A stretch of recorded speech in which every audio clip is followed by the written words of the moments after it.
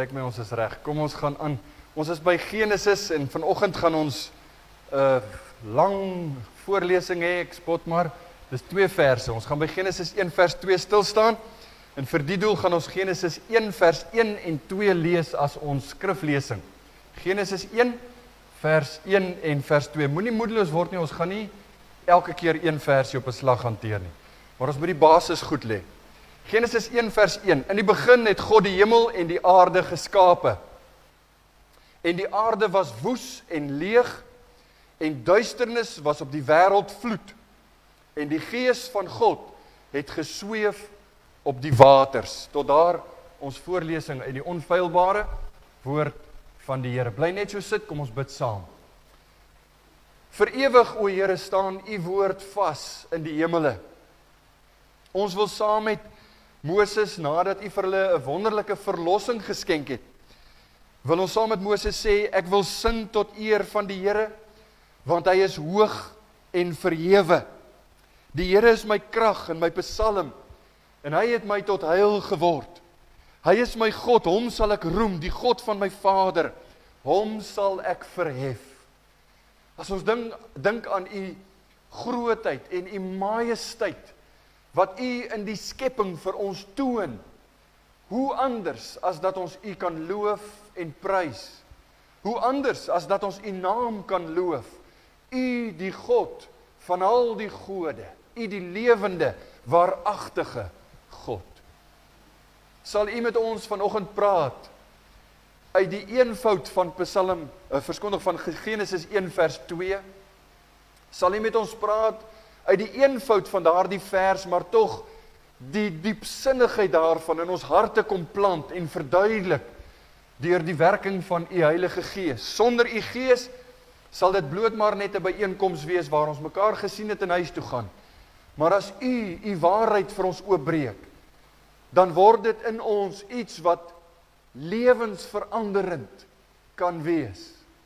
Iets wat ons hele lewe kan infiltreer en wysig, sodat dit 'n loflied, 'n seën kan wees vir ander mense en tot eer van u naam. Seën ons nou saam, dis miskien baie warm en ongemaklik, maar ons wil bid dat u ons sal help om te kan konsentreer, sodat ons u stem sal hoor. Ons bid dit met dankbaarheid, ons bid dit in die naam van Jesus. Amen. In die Middellandse See is die grootste eiland Sicilië. En aan die ooste kant van die eiland is 'n stad genaamd Syracuse in die Engels. Baie jare gelede voor Christus, ongeveer 417, 420 voor Christus, was daar 'n oorlog tussen die antieke Grieke en die wat later bekend gestaan het as die Romeine, maar dit is nou verskillende dele, want die Romeine het toe nog nie regtig as 'n eenheid bestaan nie. Dit staan bekend as die Peloponnesiese oorlog. En in daardie oorlog het Athene, die hoofstad van Griekeland, Syracuse beleer. Hulle het met hulle skepe gekom en hulle die hawe toegemaak en verhoed dat daar enige iemand kan in of uitgaan, voorrade kon nie in en uitgaan nie. En aan die agterkant van die stad het hulle 'n muur gebou om die stad heeltemal te isoleer. Op daardie stadium was Syracuse bondgenoot van Sparta, maar hulle het op hulle eie bestaan en hulle was afgesny van die wêreld vir voorrade ensovoorts. Die beleg het sowat 'n jaar lank geduur. Nou kan ek net noem, Syracuse is ook in die Bybel, Handelinge 28, een van die plekke waar Paulus aangedoen het toe hulle op pad was Rome toe.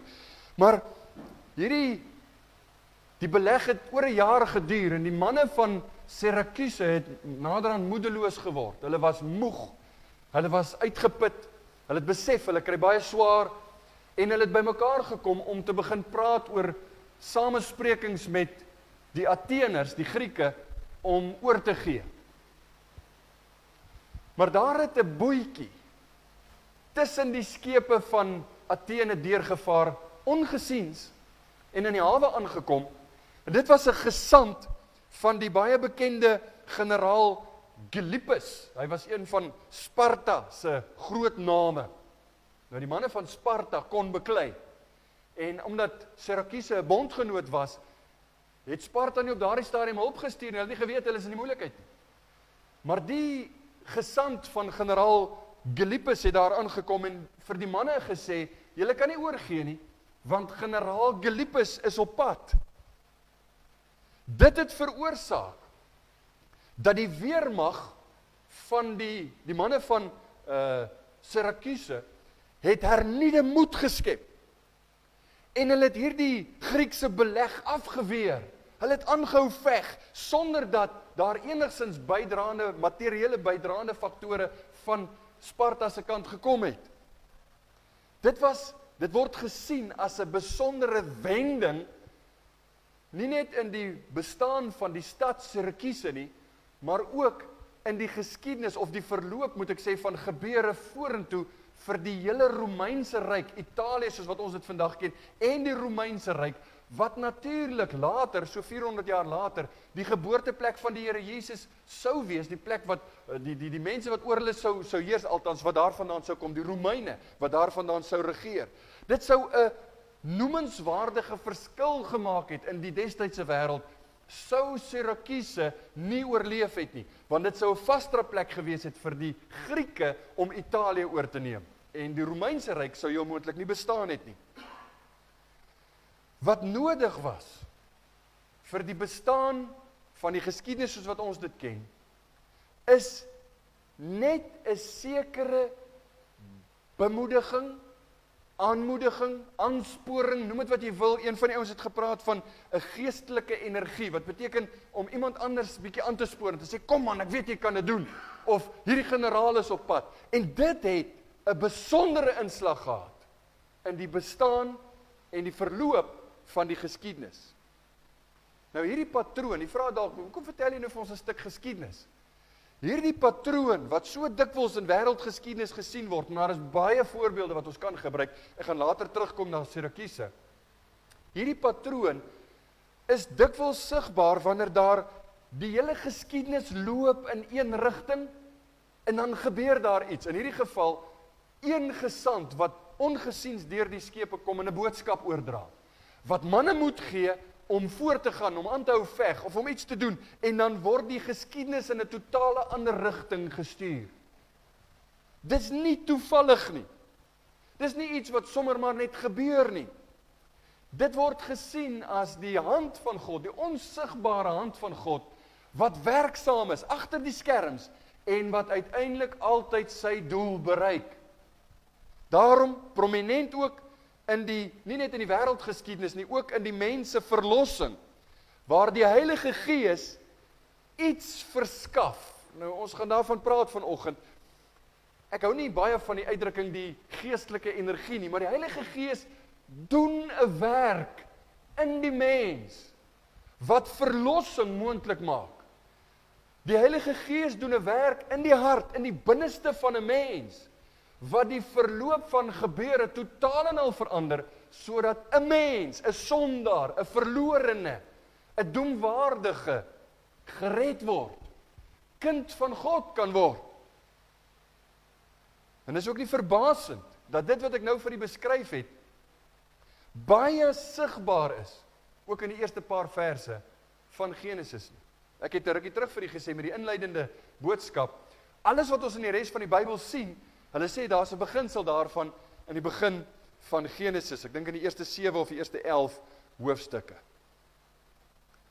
By die beginfase van Genesis, by die skepping, eintlik nog die beginfase van die skepping, is hierdie werk ook baie duidelik sigbaar. Moses skryf dat in hierdie staat van die skepping waar ons nou bevind, toe alles diep donker massa was, ons het mos nou verlede week Genesis 1 vers 1 beskou, in die begin het God die hemel en die aarde geskape. Nou word dit beskryf, dit wat hy geskape het, word beskryf as 'n diep, donker wêreldmassa, massa van water en materie en dinge. Nou sê die Bybel, Genesis 1 vers 2, die Gees van God het oor die waters gesweef. Die resultaat was lewe, energie, en God se skepping, die potensiaal wat hy daarin bewerk het en wat hy na vore sou bring, is nou moontlik gemaak. Hoekom? deur God se Gees, wat iets gedoen het daar. Nou die konteks van Genesis 1 vers 2 lyk so. Kom ons kyk weer na Genesis 1 vers 1 en 2. In die begin het God die hemel en die aarde geskape. En die aarde was woes en leeg, en duisternis was op die wêreld vloed, en die Gees van God het gesweef op die waters. Hoe moet ons hierdie vers 2, verstaan? Hoe moet ons dit verklaar? Is Genesis 1 vers 1 dalk net 'n gebeurtenis op sy eie? Of is Genesis 1 vers 1 net 'n inleiding vir dit wat nou vertel gaan word? Is vers 2 'n vertelling van 'n skepping uit niks uit? Of is dit 'n herskepping van iets wat reeds bestaan het? As vers 1 net 'n inleiding is van dit wat nou gaan gebeur, dan beteken dit die eintlike skepping begin eers dan in vers 3. God het gesê, laat daar lig wees. En daar was lig. Maar dis nie hoe ons dit sien nie. Want as dit die begin van die skepping is, dan hierdie massa materie waarvan ons lees in vers 2, dan beteken dit, daar moes iets gebeur het, om dit net 'n woestynheid te maak. Nou die oorgrote meerderheid van konservatiewe Bybelstudente, dis nou ouens wat konservatief na die Bybel toe gaan, dis die span waarvoor ek speel. Ek is nie 'n ou wat agter elke nuwe ding aan hardloop en sommer enigiets glo wat jy hoor nie. Ons staan by dit wat tradisioneel aanvaar word as dit is wat die Bybel sê. Die meeste konservatiewe Bybelstudente sien vers 1, Genesis 1 vers 1, as 'n vertelling van, in die begin het God die hemel en die aarde geskape. En dan vers 2 begin om 'n fynere detail te gee van presies hoe hierdie skepping plaasgevind het. Immers het ons mos al verwys na Hebreërs 11 vers 3 wat leer, deur die geloof verstaan ons dat die wêreld deur die woord van God toeberei is, sodat die dinge wat gesien word nie ontstaan het uit sienlike dinge nie. God het nie herskep met die skepping nie. Hy het ex nihilo, hy het uit niks uit iets gemaak. Nou moet ons vra, en hier's 'n belangrike vraag, jy gaan nou agterkom hoekom ek so daarop hamer. Wat is die verband, wat is die ooreenkoms tussen vers 1 en vers 2? Genesis 1 vers 1 en Genesis 1 vers 2. Wat is die verhouding wat hierdie twee verse met mekaar het? In die vroeë 1800s was daar 'n bekende teoloog, sy naam was Thomas Chalmers. Hy was ook 'n amateur geoloog. So op die sylyn het hy 'n bietjie geologie gedoen en geïnteresseerd gewees deur die geologie.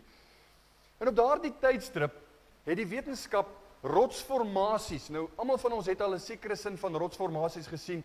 Hier in die Baviaanskloof is baie mooi rotsformasies. As jy by plekke kom waar die water baie groot skade gedoen het op 'n stadium, dan sien jy die formasie met verskillende kleure in die formasie.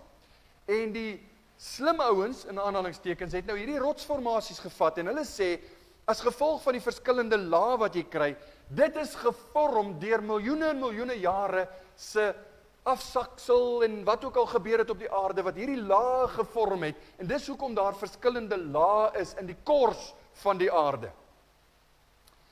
So, hoe beklei jy nou met die wetenskap?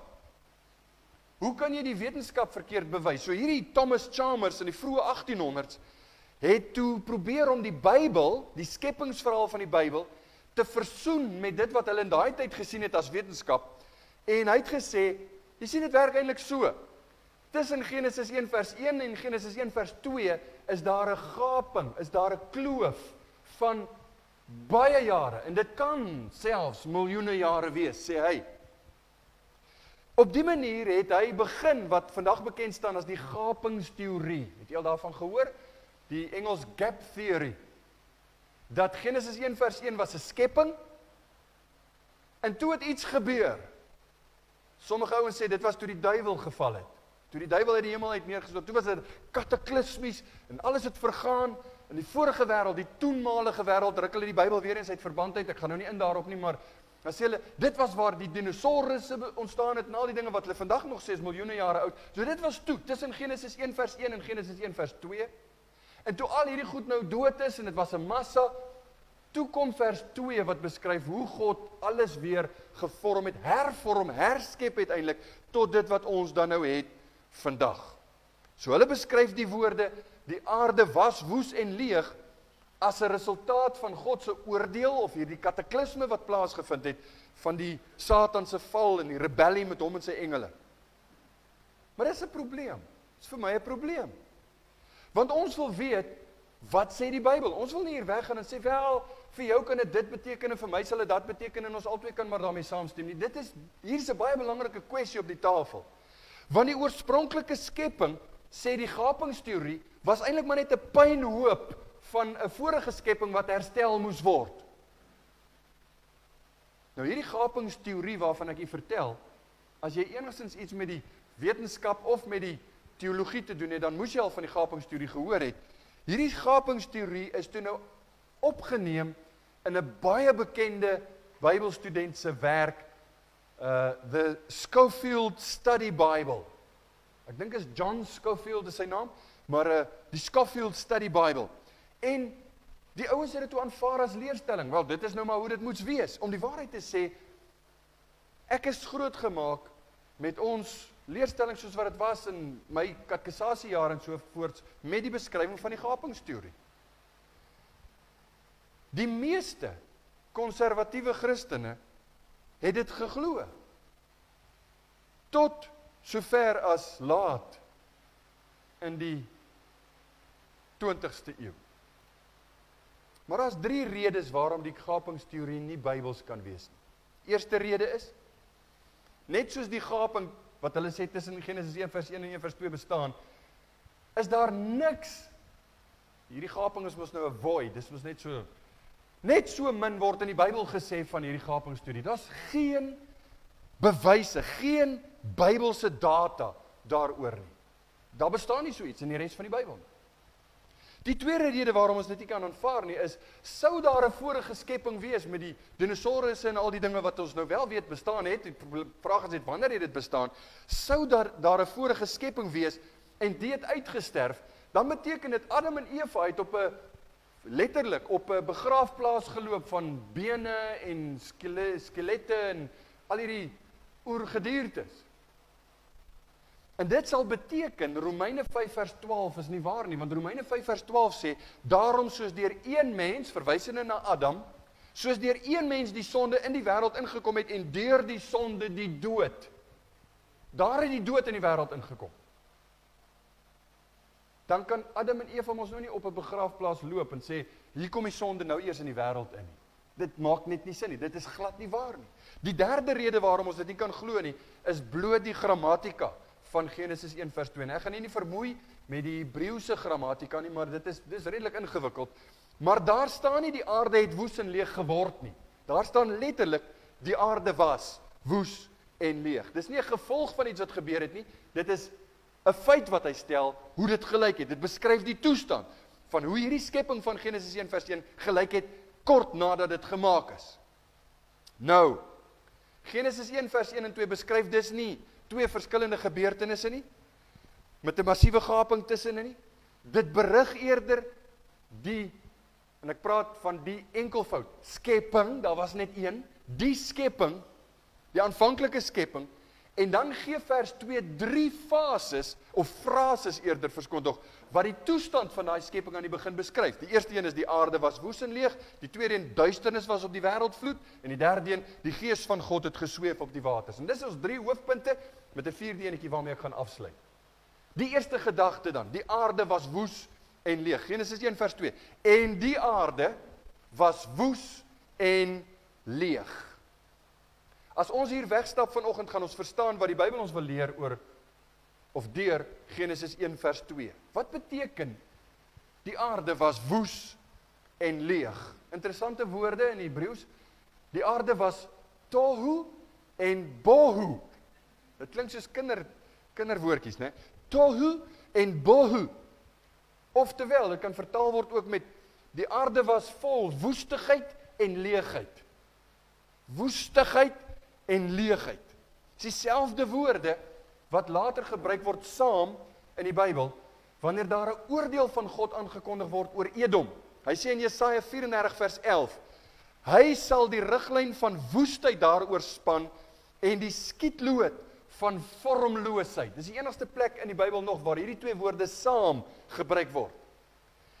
So hierdie uitdrukking woes en leeg kan beskryf word as jy kyk na 'n illustrasie, soos wat Michelangelo, toe hy die Dawidsbeeld wou maak, het hy 'n stuk marmer gekry, en hierdie blok marmer, ek weet nie of hulle hom by sy huis afgelewer het, of hoe dit gebeur het, dat hy die blok marmer in die hande gekry het nie, maar hy sien hierdie blok marmer, dit was daar, maar hy sien hierdie vormlose blok, hy bekyk hierdie vormlose blok, en in sy gedagtes, het hy 'n beeld van wat hy wil maak, hy het 'n idee van waarheen hy op pad is, en so begin hy werk aan wat ons ken vandag as sy meesterstuk. Jy mag nie eens 'n foto neem van daai meesterstuk vandag nie, so tussen hakies. Sy meesterstuk genaamd die Dawidsbeeld.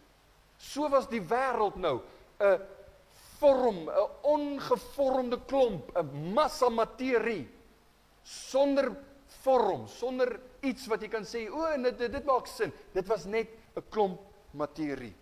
God skep uit niks hierdie planeet, en die planeet word beskryf as woes en leeg, woes en vormloos as jy wil. Nou is daar 'n geestelike toepassing, want ons gaan nie net wetenskap praat vanoggend nie. Maar besef jy, soos wat Michelangelo na sy stuk marmer gekyk het, en dis net 'n illustrasie, miskien 'n baie swak illustrasie, soos God na die ongevormde materiële massa gekyk het wat hy gemaak het, om dit nou te begin vorm, so kyk God na 'n lewe. Kom ons maak dit persoonlik. So kyk God na my, na jou. Hy kyk na jou met 'n doelgerigtheid. Hy kyk na die mens se lewe met 'n ontwerp, om dit te omskep na iets wat lewe gee, wat seën kan gee, wat vol lofprysing kan wees tot sy naam. Die vers wat by my opgekom het, is nie van toepassing op die skepping enigstens nie, maar dit is definitief van toepassing op God se idee, God se motief. In Jeremia 29 vers 11 praat hy met sy volk, en hy sê vir hulle, want ek weet watter gedagtes ek aangaande julle koester, spreek die Here. Gedagtes van vrede, nie van onheil nie, om julle 'n hoopvolle toekoms te gee. Dis 'n vers waarvoor die voorspoedleer ouens baie lief is, maar dit is 'n vers wat waar is vir die kinders van God. God kyk na 'n lewe en hy sien wat hy daarmee gaan maak.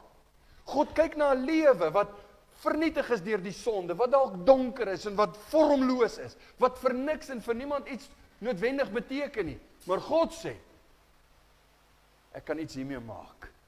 Nee, God sê, ek gaan iets hiermee maak. Hierdie twee woorde, tohu en bohu, woes en leeg, word as ware toe die doek, waarop God sy kwas uithaal en skilder, vir 6 dae lank, skilder God, dag 1 tot 3, hy begin met dag en nag wat hy skei, land en see word geskei, die 3de dag die plante groei, gaan lees dit, ons gaan nou daaroor praat nog vorentoe, en dan dag 4, 5 en 6, die ligte word opgehang in die uitspansel, om die dag en die nag te lei, seediere wat die waters vul, vliegende wesens wat sweef in die lug, diere wat kruip op die aarde. En uiteindelik kom hy by die toppunt, by die kroon van sy skepping, en hy maak die mens, dag 6. Genesis 1 vers 26, God het gesê, laat ons mense maak na ons beeld, na ons gelykenis, en laat hulle heers oor dit wat hy nou gemaak het, die visse van die see, en die voëls van die hemel, en die vee, en oor die hele aarde, en oor al die diere wat op die aarde kruip. Jy sien hierdie patroon, wat in die skepping geopenbaar word gesien ook in God se verlossingswerk. Genesis 2 wys hoe God 'n ongevormde massa materie vat en hy orden dit. Hy maak 'n welige tuin. En daar's 2 dinge wat ek wil uitlig. God maak 'n woonplek vir die kroon van sy skepping. Dit was sy doel, om die aarde so te maak dat die mens, die kroon van sy skepping hier sal woon. 'n woonplek, 'n blyplek. Dit was sy beelddraande, man en vrou, die mens, wat hy toe nou hier in die tuin sit, en wat sê hy vir hulle? Word 'n volk. Vermeerder. Word 'n volk. Dis die tweede ding. Eerste plek is 'n woonplek en die tweede plek 'n volk. Sy volk gee hy 'n woonplek. Dis die beeld. Nou ken ons die verhaal. Kort voorlank die sondeval. Wat word vervloek? Nie net die mens nie, maar ook sy woonplek. Nie waar nie. En ek wil vir u sê, ons gaan nog daaroor praat, maar die aarde was 'n baie anderse plek voor die sondeval. Dit was 'n plek wat jy jou nie kan indink nie. Nee, probeer dink, span jou verbeelding in en probeer dink hoe dit moet wees met enige iets wat sleg is, die afwesigheid daarvan. Daar's niks dorings nie, daar's niks wat sleg is nie, niks. Geen swamme, kieme, wurms wat jou plante vreet, niks van die aard nie. Alles is net goed. En die beste wat ons kan uitdink, kom nog nie uit by wat God geskape het nie. Dieselfde patroon wat by die skepping gevolg word, is ook sigbaar in God se verlossingswerk. Onthou ek het gesê, 'n woonplek en 'n volk. Na die sondeval, nadat hierdie blyplek en die volk vernietig is basies en eintlik onrein gemaak is en vervloek is as gevolg van die sonde, kom God en hy herskep dit as ware in 'n geestelike sin. Hy begin in Genesis 12 en hy sê dis wat ek gaan doen. Hy sê Abraham, kom uit jou gesin uit, kom uit jou familie uit. Ek gaan jou 'n volk maak. En wat beloof hy vir Abraham by die verbond? Ek sal jou 'n blyplek gee, 'n woonplek. En dit alles is nog net 'n beeld van die uiteindelike doel wat God met die mens het. Want God wil vir sy mens, vir sy kinders 'n volk gee en 'n blyplek gee. En dan spring ek baie vinnig verder, want as jy Genesis 1 vers 2 sien, die aarde was woes en leeg, God kom en hy vat hierdie dorre en verlate aarde en hy verander dit. Dan lees ons in Openbaring 22 vers 1 en vers 14. Hy sê in vers 1: en hy het my getoon 'n suiwer rivier van water van die lewe. Dis die water wat van die troon van God afvloei. Hy praat daar van die woonplek. Dan sê hy in vers 14: salig is die wat sy gebooie doen, sodat hulle reg kan hê op die boom van die lewe en ingaan deur die poorte van die stad. So wat sien jy in Openbaring? Heel die laaste hoofstuk van Openbaring. Jy sien 'n volk en jy sien hulle woonplek. Volmaak, terug, soos wat dit moes wees in die begin, sal God dit weer maak aan die einde. Dit was van die begin af bedoel. Die aarde moes 'n woonplek vir sy geliefde volk wees, maar dit het nie God se planne die mekaar gekrap nie, want hy het nog steeds sy volmaakte plan in gedagte. Nou dis maar een manier waarop jy die evangelie kan sien in die boek Genesis. Jy neem hierdie dinge en jy sien die uiteindelike plan, die uiteindelike doel wat God het daarmee, en jy sien God se mense, die kinders van God, as sy heilige volk, om uiteindelik vir ewig saam met hom te wees. In die woning, waar daar ook geen sonde sal wees nie. Woes en leeg in die begin. Bring ons by die tweede gedagte. Duisternis was op die wêreld vloed. Genesis 1 vers 2, en duisternis was op die wêreld vloed. Nou hier wil baie van die Bybelstudente iets van boosheid inlees. Duisternis moet mos nou boosheid wees. En dit val baie keer meer saam met die oosterse geloof as met die Christelike geloof, want die oosterse geloof het baie dinge van een of ander draak genaamd Tiamat wat oorwin moes word, want hy was sy was die draak van duisternis ensovoorts. Maar hier is geen aanduiding van boosheid nog nie. Die duisternis wat oor die wêreld was, wat nou die oorheersende kleur of toestand was, miskien moet ek eerder sê van die skepping, is geen aanduiding dat God dit nie so wou hê nie. Inteendeel, ons weet dat die wetenskap vandag bewys het, en dit is 'n empiriese bewys. Duisternis is nie iets wat jy skep nie. Want duisternis is bloot net die afwesigheid van lig. So jy kan nie sit die swart lig aan, laat ons duisternis sien. Daar bestaan nie so iets nie. Sit die lig af, sodat jy duisternis kan hê. Want dis die afwesigheid van lig. Net so wys Genesis 1 vers 3, dat daar nog geen lig was nie. So die toestand is, daar was duisternis. Iets wat 'n bietjie vreemd is in hierdie vers, as jy kyk net na die vers, en duisternis was op die wêreld vloed. Ons verstaan almal duisternis, maar wat beteken die wêreld vloed? Die Engelse vertalings, die meeste van hulle praat van the face of the deep. Dit wil voorkom, asof hierdie woeste, vormlose oermassa, as jy dit so wil noem, hoofsaaklik uit water bestaan het. Uit 'n wetenskaplike oogpunt is daar 'n Australiese teoloog, hy's ook maar 'n bietjie van 'n wetenskaplike, Andrew Kilikowski, en hy het gesê, God het op die eerste dag 'n driedimensionele ruimte geskep, 'n bal vloeibare water, groot genoeg om al die massa van die heelal te bevat.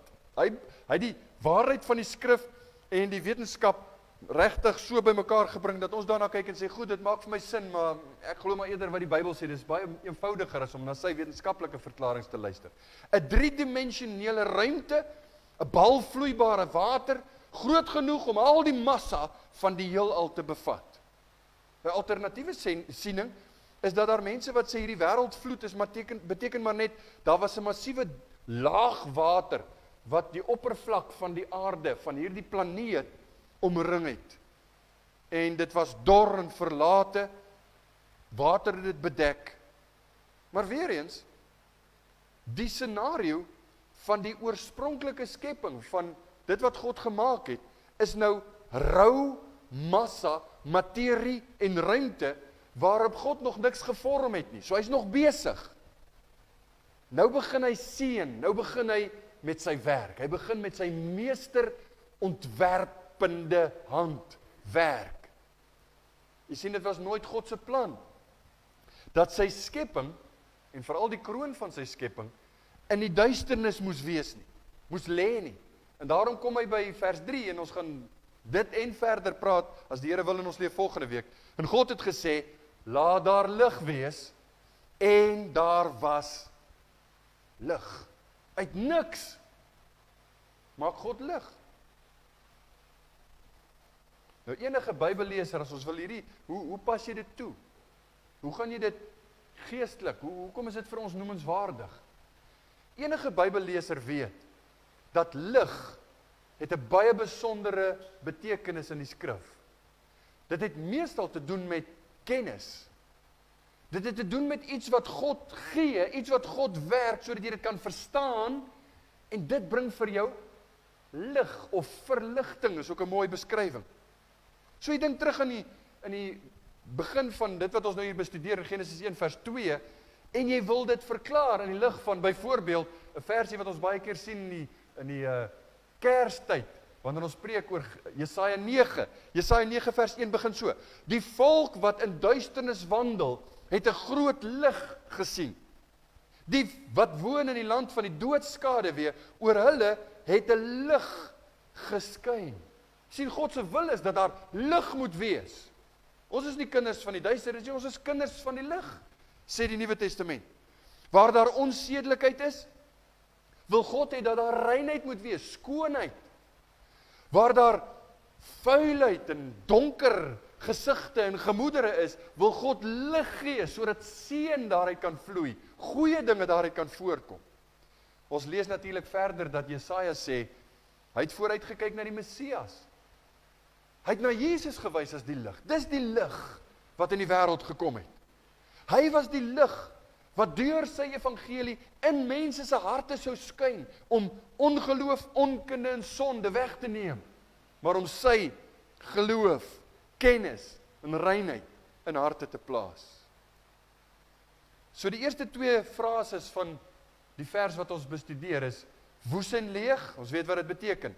Duisternis was op die wêreldvloed, ons weet wat dit beteken. Nou is dit vir ons as het ware, hier is nou 'n agenda, nou gaan God begin werk. Maar God beskou die wêreld sonder lewe. Daar's nou, hier moet nou iets gebeur.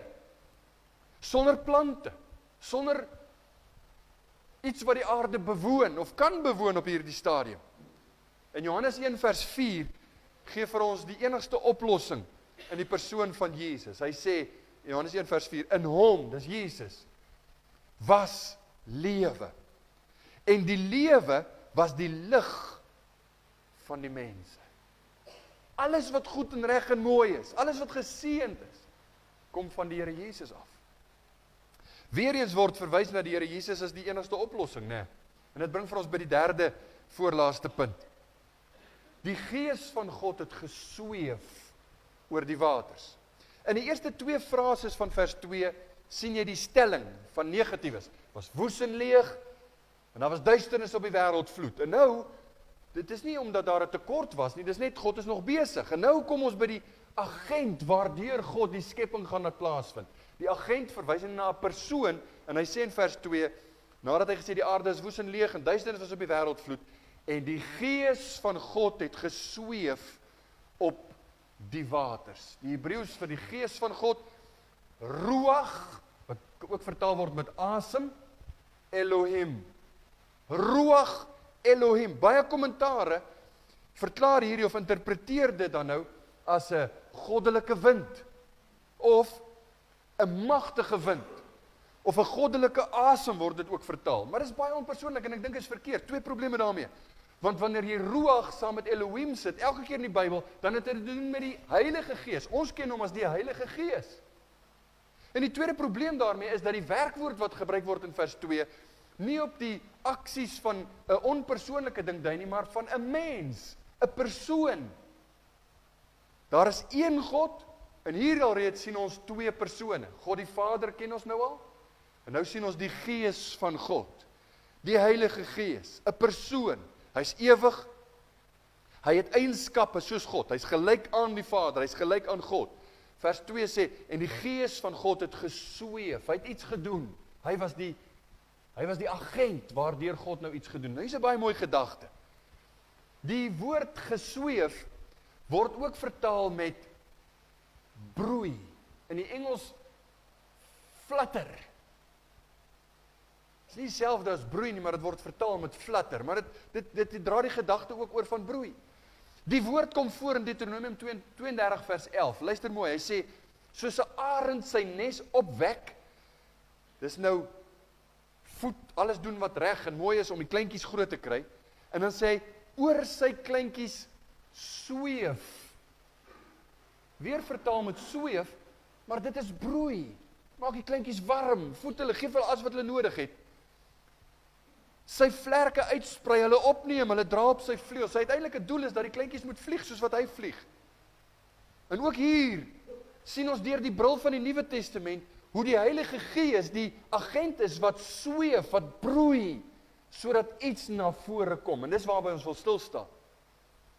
Die Heilige Gees van God is die agent wat 'n siel in sy duisternis, in sy verlorenheid lewend maak, lig gee, wat iets doen sodat daar geestelik lewe na vore kom.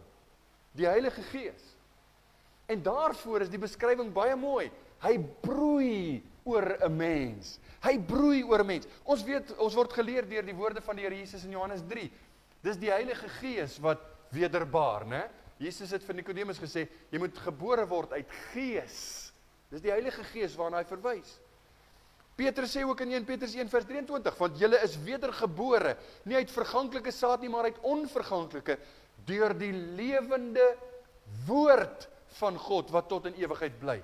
Die Heilige Gees, deur die asem, hy die asem van God, die woord van God, wat tot in alle ewigheid bly. Die Heilige Gees het gebroei. En dan kom vers 3 wat sê, en God het gesê, hy stuur sy woord, en hy sê, laat daar lig wees. En met die broei van die Heilige Gees, word daar lig geskep.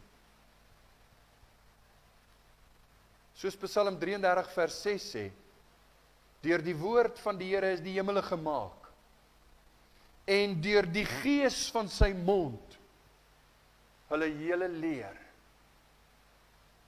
Dit was die Gees van God, wat as ware, en is menslik gesproke, in afwagting van die woord van God, besig was om te sweef, om te broei. En toe God sê, laat daar wees, en dit was so. En God het gesê, laat daar wees, en elke keer die Heilige Gees wat broei.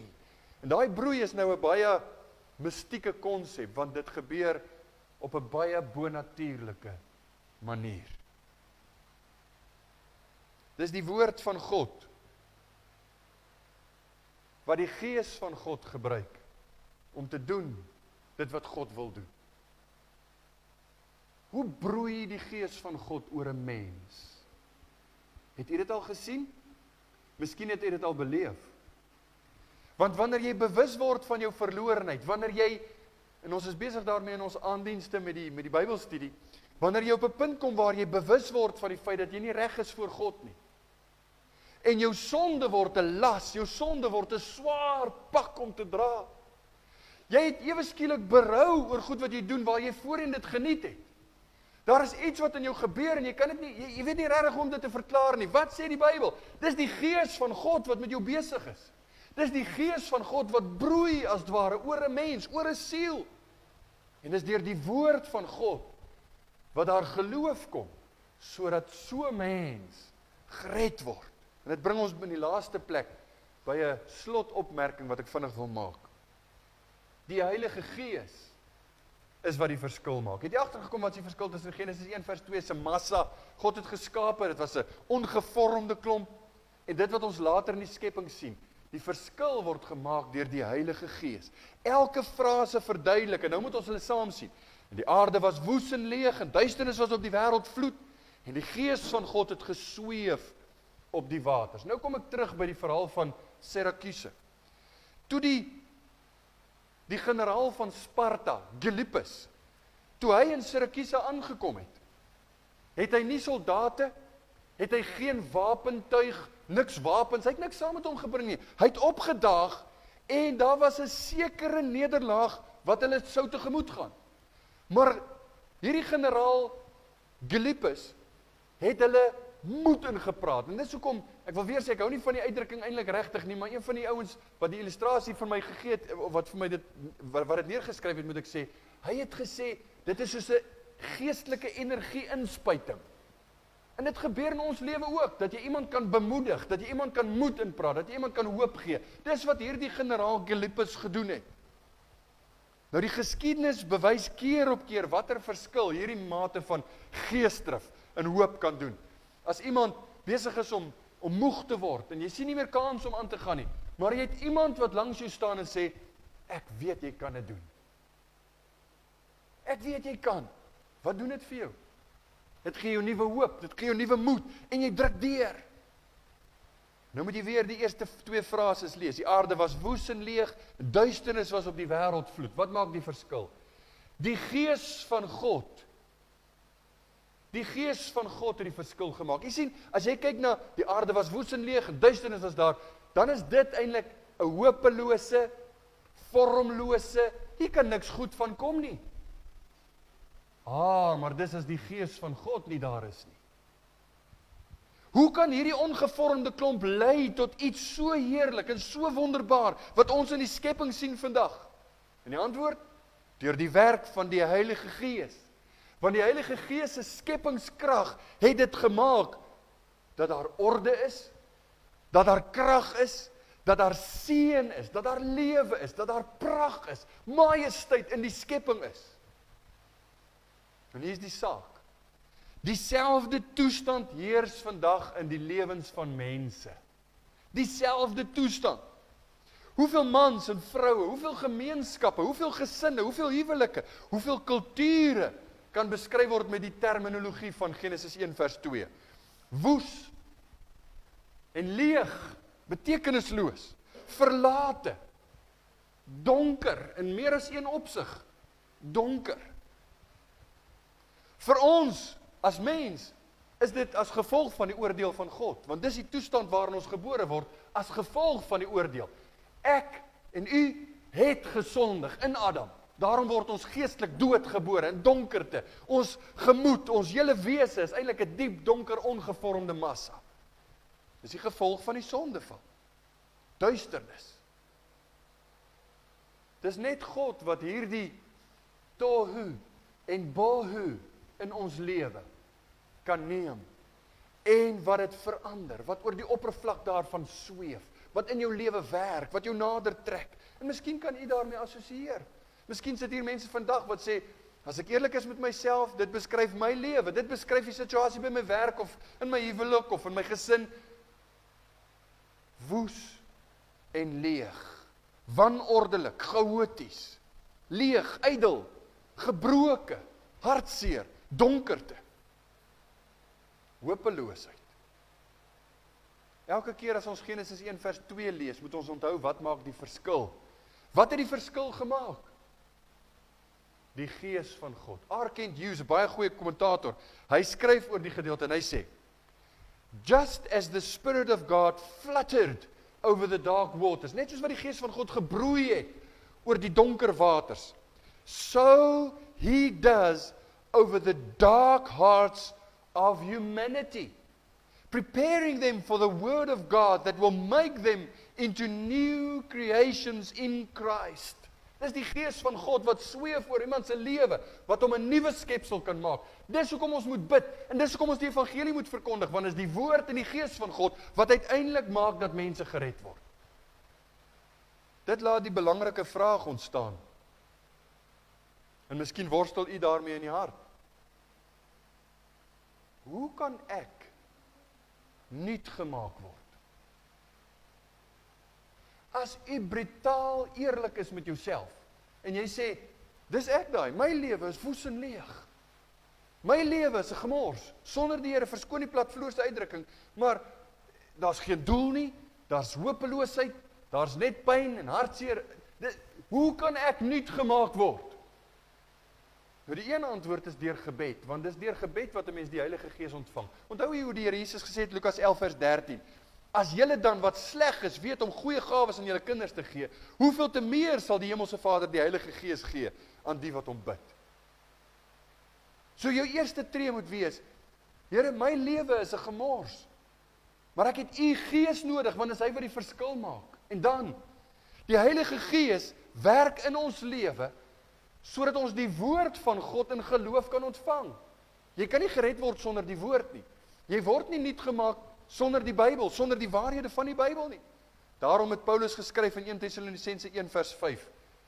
En hoor wat sê hy vir die gemeente, is interessant, in Thessalonika het hy 2 weke gewerk. Het was eintlik 3 sabbate, maar dit was oor 3 sabbate, maar dit was 2 weke in Thessalonika. En hy sê vir hulle, ons evangelie het tot julle nie gekom in woord alleen nie, maar ook in die krag en in die Heilige Gees en in volle geloofsversekerdheid, in volle versekerdheid. U en ek behoort en kan 'n rol speel in ander mense se lewens. As u nog nie waarlik gered is, en hier is die saak, bid vir die Heilige Gees, bid vir 'n nuutmakende krag van God in u lewe. En as u waarlik gered is en daar's fout, doen dieselfde. Sien, te sê gaan weer gered word nie, men kan nie verlore gaan nie, maar die vernuwingswerk van die Gees van God werk dieselfde. En dan, ons kan dit vir ander mense gee, wanneer ons soos Paulus sê, ek gaan nie net hierdie algemene gebedjies bid van Here red mense, Here stuur die evangelie uit, ek gaan in mense se lewens deel word van ander se lewens, om hulle te leer, om hulle te help, om hulle die lig te laat sien. Ek wil die woord verkondig in gees en in krag en in die Heilige Gees. Eerstens het die Gees van God oor die watervloed gesweef. Waarvoor het hy gewag? Hy het gewag vir die woord. Hy het gewag vir die lewendmakende woord, wat die verskil maak in mense se lewens. Dis die enigste hoop vir 'n lewe, dis die enigste hoop vir 'n huwelik, vir 'n gesin, dis die enigste hoop vir die land, vir die wêreld, is die evangelie. Deur die Gees en die krag van die Gees van God, die waarheid wat verkondig moet word. Dis waarvoor ons geroep word, vriende. Ons is draers van hierdie lig, ons is draers van hierdie boodskap. En as ons lees Genesis 1 vers 2, dink aan jou lewe, dink aan jou situasie. God is die een. Hy het nie geherskep in vers 2 nie. Hy het geskep. Hy vertel ons hoe dit was en hoe het hy gemaak. En ons lewe kan op dieselfde manier verander word, nuut gemaak word, as ons by hom buig, in geloof sy woord aanneem en op sy Heilige Gees vertrou. Mag die Here ons help. Amen. Kom ons bid saam.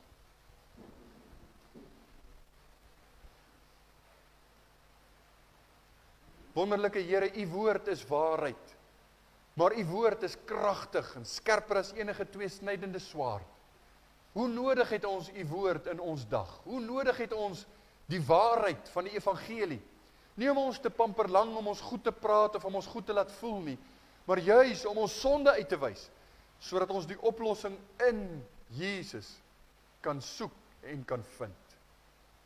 Ag Here, ons wil vra dat U hierdie evangelie woord duidelik sal laat kom, duidelik na vore sal laat kom, in die beginverse van Genesis. Ons is nog maar net aan die begin van die hantering van hierdie boek, en ons sien die evangelie, ons beleef dit, soos wat die beginsels duidelik, herhaaldelik na ons kant toe kom. Help ons, gee vir ons die rigtingwysers na U woord, na U waarheid. Leer U ons, tot lof en eer van U naam, en tot redding van kosbare siele. Amen.